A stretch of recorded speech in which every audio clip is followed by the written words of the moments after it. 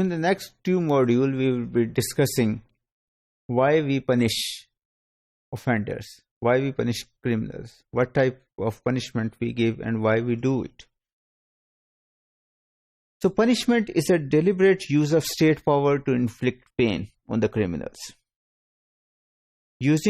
According to Jeremy Bentham and many others, using state power against an individual seems barbaric unless there is a justification, unless there is a benefit to the society or to the individual.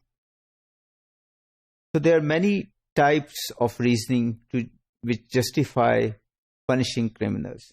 One of them is reductivism, which means punishment may reduce. If we give punishment to the criminals, it will reduce future crimes. So the more punishment we give, less crimes will be committed in the future. So there are three ways in which this reductivism works. So it's deterrence, incapacitation, and rehabilitation. So deterrence. So deterrence is the idea that people are rational.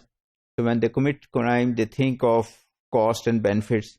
So if there is punishments or there is severe punishments, people will think of these severe punishment before committing the crime, and they will stop. The deterrence can be specific or general. So deterrence can be specific to a person, meaning thereby that he or she is severely punished after a crime, so he or she will not commit crime afterwards, or he or she is punished for a long time, so while he or she is in jail, he or she of course cannot commit a crime. And then there is the general deterrence, which is the bigger reasoning or justification of punishment, that when you hang a criminal, or when you punish a criminal with 20 years of imprisonment, people will get discouraged. So future criminals who are outside, who are thinking of committing a crime, or who may think of committing a crime later on, a year or two, they will remember that somebody was hanged for this crime, or somebody was imprisoned for 20 years for this crime, so they will not commit this crime. The problem with this idea of deterrence is that it only works effectively if the punishments are very severe, and even then the evidence is inconclusive. Then, of course, another problem is when you severely punish a person for a crime which he thinks he should have been punished for 5 years imprisonment, and you punish him for 20 years. When he comes out, he has a grudge against the system, and this will make him commit more violent or other types of crimes. Then, of course, deterrence, sending people to jail for petty crimes, so that leads to another issue, because then each person who is in prison has a stigma as an ex-offender. So he or she may not get any legal or proper employment after he or she comes out of jail, which then leads him or her back to criminal activity, because there is no legal activity which he or she can commit or do to survive. Then, of course, if we look at deterrence, there are lots of people in jails. Death sentence has been carried out for a long period of time, but people are still committing crimes, and prison population is increasing.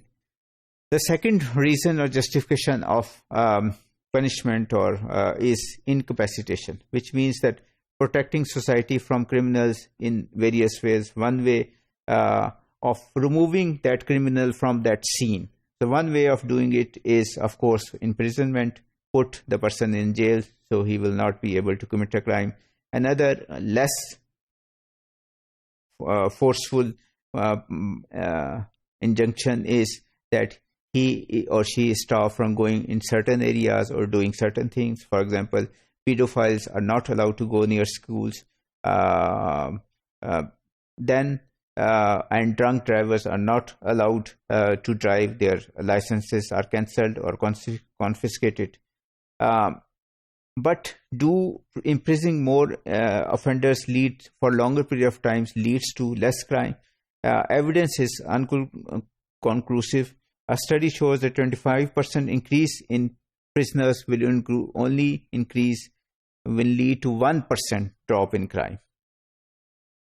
And we have the evidence of the three strikes law, which was very popular in the US, and still lots of states in US states have this law, that if you have committed a third felony, including a violent crime, you are put behind bars for 20 to 25 years without a parole.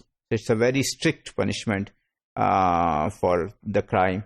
And it was done based on this model of that you have this type of imprisonment, this type of, and then it will discourage others from doing crimes.